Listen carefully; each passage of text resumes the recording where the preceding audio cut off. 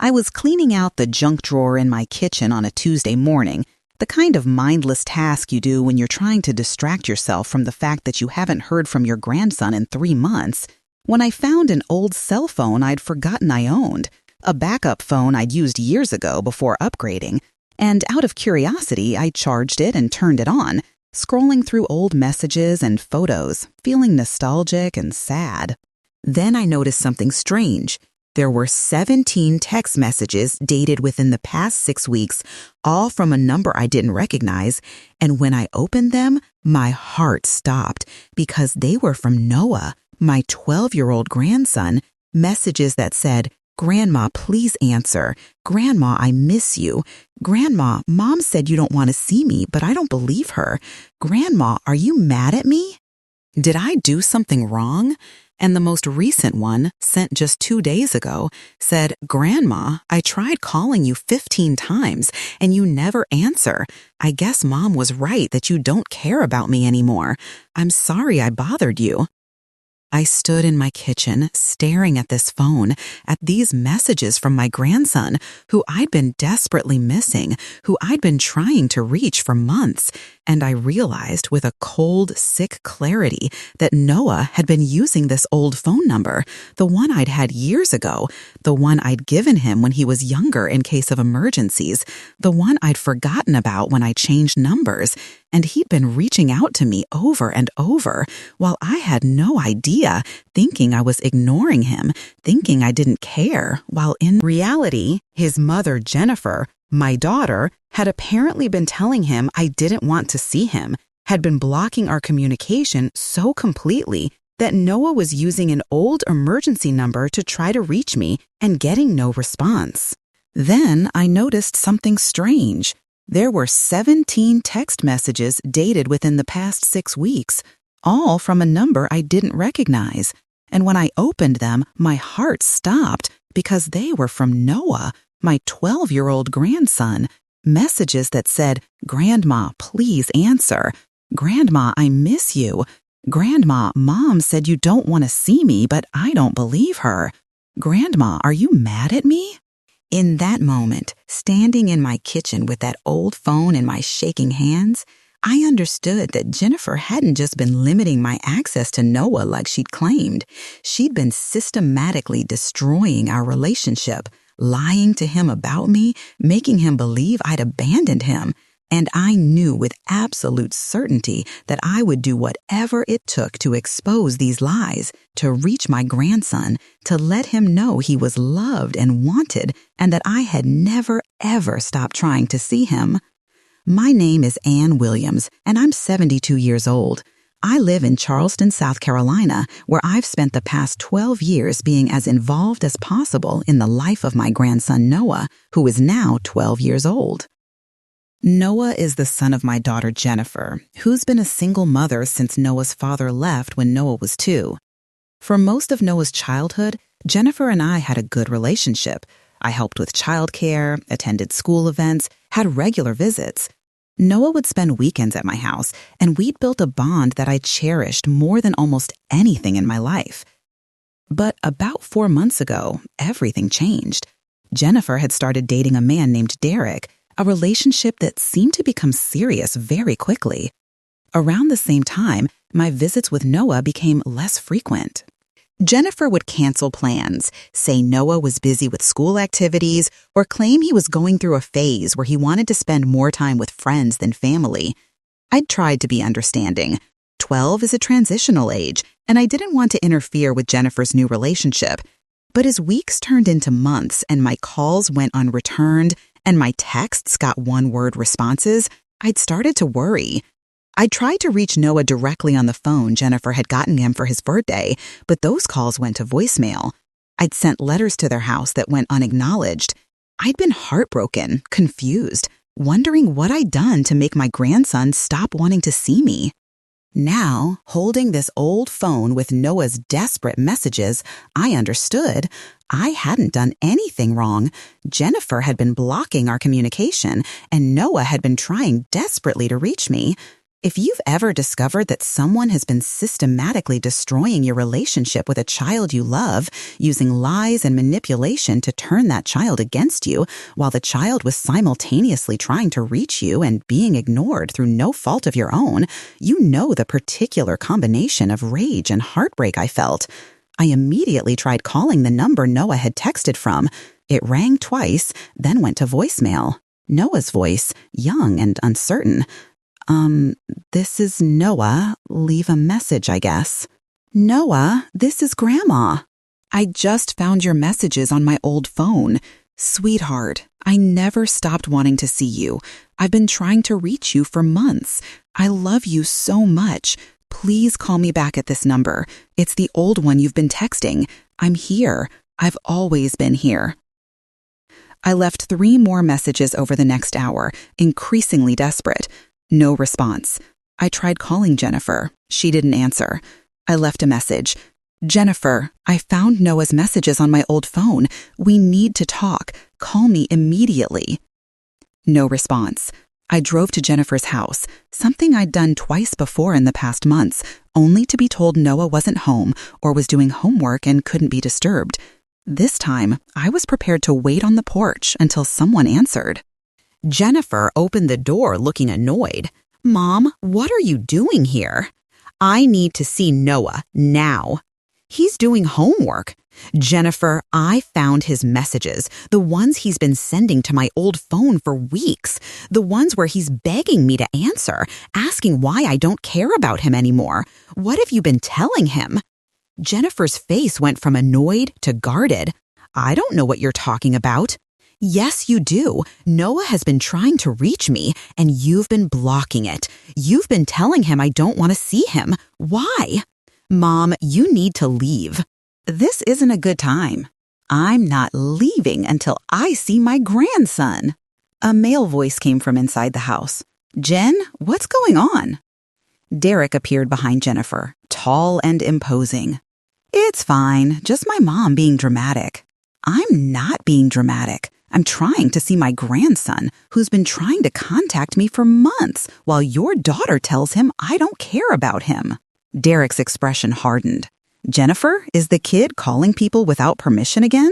Again? As if Noah reaching out to his grandmother was a disciplinary problem? It's handled, Jennifer said quickly. Let me handle it. Derek disappeared back into the house. I heard his voice, loud and harsh. Noah! Get down here now! Jennifer, what is he doing? Why is he talking to Noah like that? Mom, you need to go. Derek is helping me establish boundaries and discipline that no one needs. By cutting him off from his grandmother? By teaching him that he doesn't get to manipulate people by running to you every time I set rules he doesn't like. Running to me? Jennifer, I haven't seen him in 3 months. He's been trying to reach me and I didn't even know. Noah appeared at the top of the stairs, his face pale. When he saw me, his expression transformed.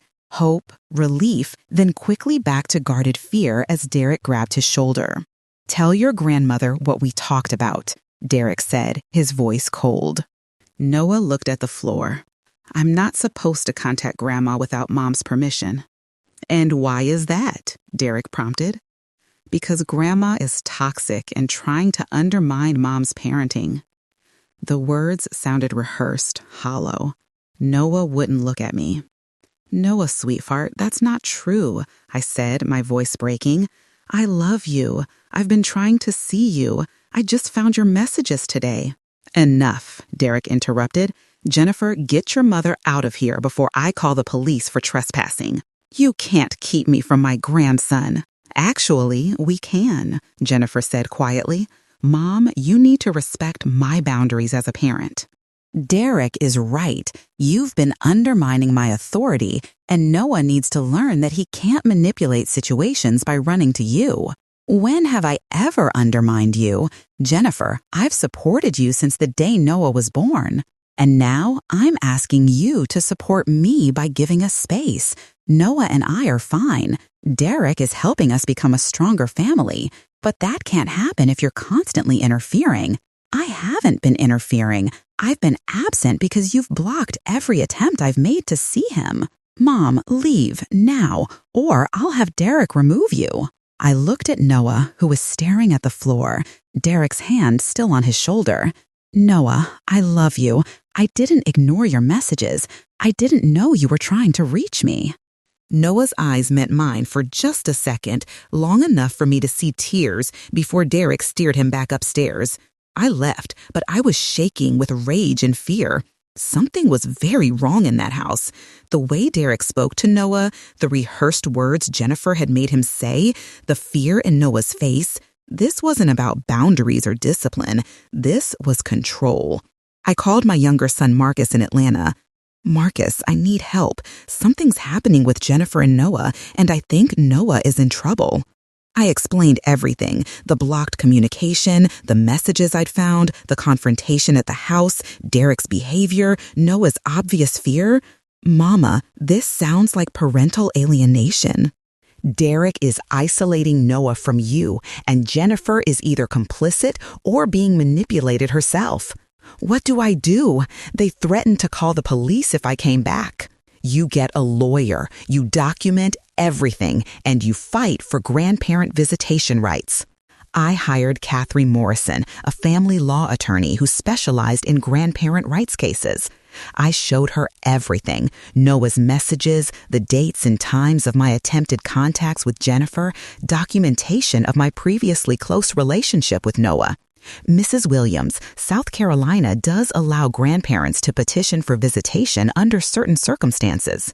The fact that Noah has been actively trying to contact you, combined with evidence that his mother is blocking that contact, strengthens your case. But I need to be honest, these cases are difficult. Courts generally defer to parental authority. So I might lose? It's possible. But Mrs. Williams, I'm also concerned about what you described. The fear you saw in Noah, this Derek character's controlling behavior, the way Noah seemed coached to say you were toxic. That raises red flags about emotional abuse. We might need to involve Child Protective Services. Would that help me see Noah? It might. Or it might make Jennifer dig in harder. But Mrs. Williams, if Noah is being emotionally abused, someone needs to intervene, regardless of whether it helps your case. Over the next 2 weeks, Catherine filed a petition for grandparent visitation and also made a report to CPS about the concerning dynamics we'd witnessed. CPS sent a caseworker to interview Jennifer, Derek, and Noah. The caseworker found no evidence of physical abuse or neglect. Noah, when interviewed, said he was fine, that he loved his mother and Derek, that his grandmother sometimes made him uncomfortable with too much attention. More coached words. The visitation petition was scheduled for a hearing in 6 weeks. In the meantime, I was prohibited from contacting Jennifer or Noah directly. Those 6 weeks were torture.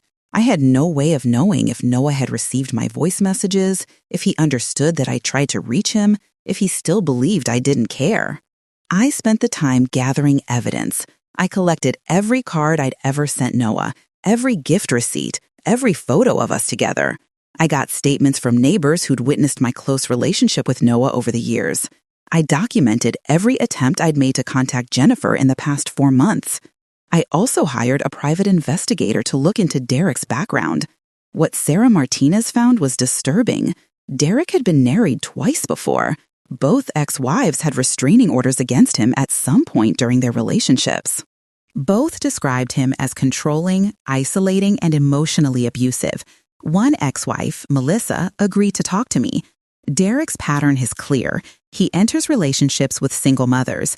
He presents himself as a father figure, as someone who can provide structure and discipline. Then, slowly, he isolates the children from anyone who might challenge his authority, extended family, old friends, anyone. He turns the mother against those people by claiming they're undermining her parenting. Eventually, the kids have no support system except Derek and their mother, and Derek has complete control. Did you have children? A daughter. She was 10 when I married Derek. By the end of our 2-year marriage, she was terrified of him and completely cut off from her grandparents and her father. It took years of therapy after our divorce to repair those relationships. Why didn't you see what was happening sooner? Because Derek is subtle. It doesn't start with obvious abuse. It starts with reasonable-sounding suggestions about discipline and boundaries. By the time you realize he's isolated everyone, you're already in too deep and questioning your own judgment. This was exactly what was happening with Jennifer and Noah. Derek was systematically cutting Noah off from me, his primary support system outside his mother, and Jennifer was either being manipulated into compliance or was actively participating. The hearing finally came. I sat in a courtroom while Catherine presented our case. Evidence of my close relationship with Noah, documentation of his attempts to reach me, testimony about the sudden cutoff of contact, concerns about Derek's controlling behavior. Jennifer's attorney argued that I'd been overstepping boundaries, that Jennifer had the right to determine who had access to her son, that my petition was about my wants rather than Noah's needs. Jennifer herself testified, "My mother has always been loving, but she doesn't respect my parenting decisions. When I started dating Derek, she became critical and judgmental. She tried to undermine my relationship by telling Noah that Derek wasn't his real father, that he didn't have to listen to Derek's rules. I had to set boundaries to protect my relationship and my household." None of that was true. I'd never said those things to Noah. But Jennifer said them with such conviction that I could see the judge considering them seriously. Then something unexpected happened. Catherine called Noah's school counselor, Miss Patricia Chen, as a witness. "Miss Chen, have you had interactions with Noah Williams this school year?" "Yes, Noah has come to my office several times, usually quite distressed." "What was he distressed about?" "He's been struggling with his home situation. He's mentioned multiple times that he misses his grandmother and doesn't understand why he can't see her anymore. He's also expressed fear of his mother's boyfriend, Derek." Jennifer's attorney objected, but the judge allowed Miss Chen to continue. "Noah told me that Derek gets angry easily, that he punishes Noah harshly for small mistakes, and that his mother has changed since Derek moved in. Noah specifically said Derek tells Mom that Grandma is trying to break up our family, but I don't think that's true. I think Derek is the one breaking up our family." The courtroom was silent. "Did you report these concerns?" Catherine asked. "I made a report to CPS, yes, but the caseworker interviewed Noah at school, and Noah recanted everything. He said he'd been exaggerating, that everything was fine at home." "Do you believe he was telling the truth when he recanted?" "No, Noah was terrified during that interview. He kept looking at the door as if someone might be listening. I believe he told me the truth initially, and then got scared of the consequences of that truth." The judge called for a recess. When we reconvened, he made his ruling. "This is a difficult case. Miss Williams has clearly had a close relationship with her grandson for his entire life. The sudden cutoff of contact, combined with evidence that the child has been attempting to reach his grandmother, is concerning. The school counselor's testimony about the child's emotional state is also concerning.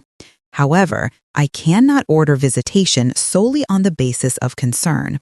Miss Jennifer Williams has parental authority to determine who has access to her son. That said, I'm ordering a custody evaluation.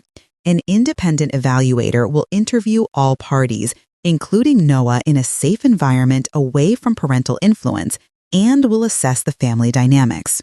Based on that evaluation, I'll determine whether supervised visitation between grandmother and grandson is appropriate. In the meantime, I'm ordering that Noah be provided with counseling services through the school, and that Jennifer and Derek participate in family counseling as well. It wasn't the immediate victory I'd hoped for, but it was something. Noah would have a chance to speak to someone neutral, away from Derek's control. The custody evaluation took 3 weeks. The evaluator, Dr. Rebecca Martinez, interviewed me, Jennifer, Derek, Noah, and various other people in Noah's life. When she interviewed Noah at her office, away from his mother and Derek, he finally told the truth. Dr. Martinez shared her findings in court. Noah is a 12-year-old boy experiencing significant emotional distress due to an alienating dynamic in his home. His mother's boyfriend, Derek, has been systematically isolating Noah from his grandmother, who was previously his primary attachment figure outside his mother. Noah describes Derek as controlling and intimidating. He says Derek monitors his phone, reads his messages, and punishes him for attempting to contact his grandmother. Noah says his mother has changed since Derek moved in and no longer defends him when Derek is harsh. Noah expresses deep sadness about losing contact with his grandmother. He says he misses her every day and doesn't understand why she stopped caring about him. When I explained that his grandmother has been trying to see him and that she found his old messages, Noah became very emotional and said, "I knew she wouldn't just forget about me. Derek said she didn't want me anymore, but I knew he was lying." In my professional opinion, the relationship between Noah and his grandmother is healthy and important to Noah's well-being. The alienation that has occurred is not in Noah's best interests and appears to be driven by Derek's need for control rather than any legitimate parenting concerns. I recommend immediate reinstatement of regular visitation between Noah and his grandmother, as well as ongoing therapy for Noah and mandatory counseling for Jennifer regarding healthy relationship dynamics and recognizing controlling behavior. The judge ruled in my favor. I was granted visitation every other weekend, 1 weeknight per week, and alternating holidays. The order also required Jennifer to stop blocking communication between Noah and me. But more than the court order, what mattered was what the judge said directly to Jennifer. "Ms. Williams, your boyfriend's behavior toward your son and toward your mother is concerning. The evidence suggests you've allowed someone to isolate your child from a loving grandmother and to control your family dynamics in unhealthy ways. I strongly encourage you to consider whether this relationship is in your son's best interests. You have parental rights, but you also have parental responsibilities, including the responsibility to protect your child from emotional manipulation." The first visitation was scheduled for the following Saturday. I arrived at the court-ordered neutral exchange location, a police station parking lot, 15 minutes early, my heart pounding. Jennifer pulled up exactly on time. Noah got out of the car slowly, looking uncertain. I walked toward him, stopping a few feet away, not wanting to overwhelm him. "Hi, Noah." "Hi, Grandma." His voice was small. "I'm so glad to see you. I've missed you so much." Noah's face crumpled. "I thought you didn't want me anymore." "Oh, sweetheart, no, never. I've been trying to see you for months. I found your messages on my old phone, all of them. I called you back as soon as I saw them." "You did?" "Over and over. I left voicemails. Did you get them?" Noah shook his head. "Derek took my phone away. He said you were toxic, and I needed to stop trying to contact you." "Noah, I am not toxic. Derek was lying. Your mom and I had some disagreements, but I never stopped loving you." Not for 1 second. Noah ran to me then, and I held him while he cried, months of confusion and abandonment and loss pouring out. Jennifer had driven away already, but even if she'd been watching, I wouldn't have cared. My grandson needed to know he was loved. Over the following months, Noah and I rebuilt our relationship. At first, he was tentative, testing whether I'd disappear again, but consistency healed that fear. Every scheduled visit happened, every phone call was answered, every promise was kept. Noah also started opening up about life with Derek, the constant criticism, the harsh punishments for minor mistakes, the monitoring and control. The way Derek had convinced Jennifer that anyone who questioned him was trying to destroy their family. "Mom's different now," Noah said one Sunday afternoon as we made cookies together.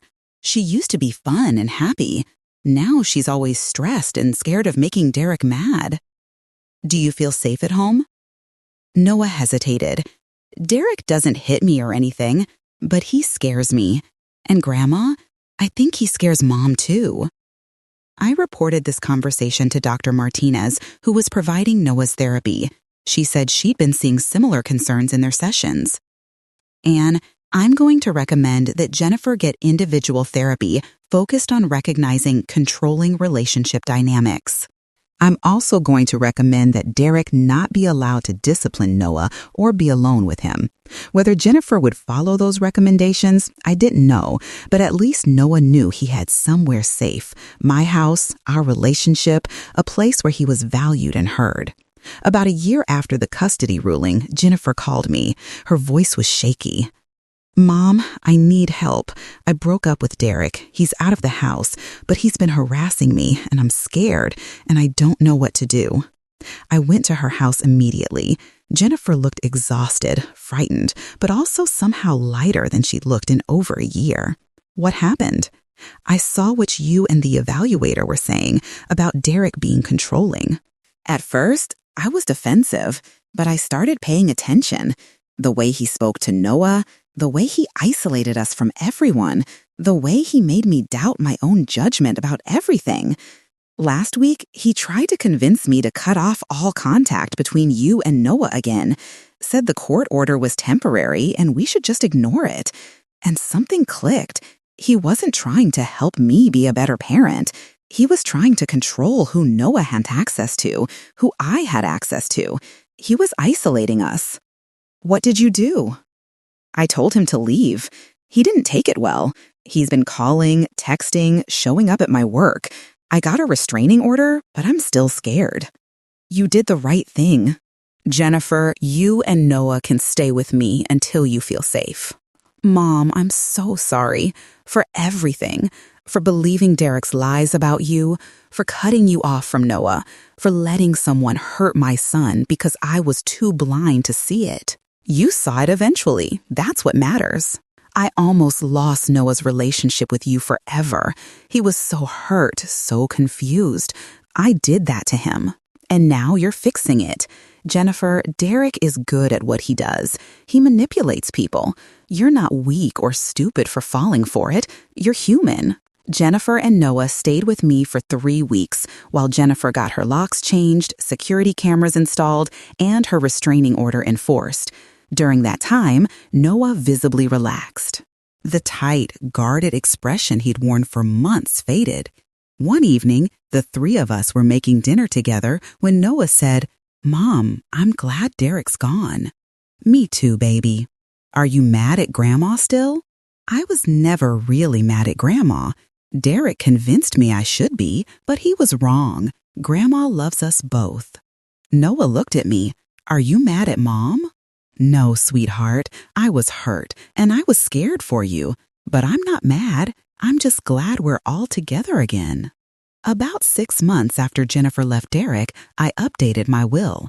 Previously, I'd planned to split my estate between my 2 children, Jennifer and Marcus. Now, I created a trust specifically for Noah with Marcus as trustee. The house and the bulk of my savings would go into the trust for Noah's education, future, and well-being. Jennifer would receive a smaller portion directly, and Marcus would receive his share as planned.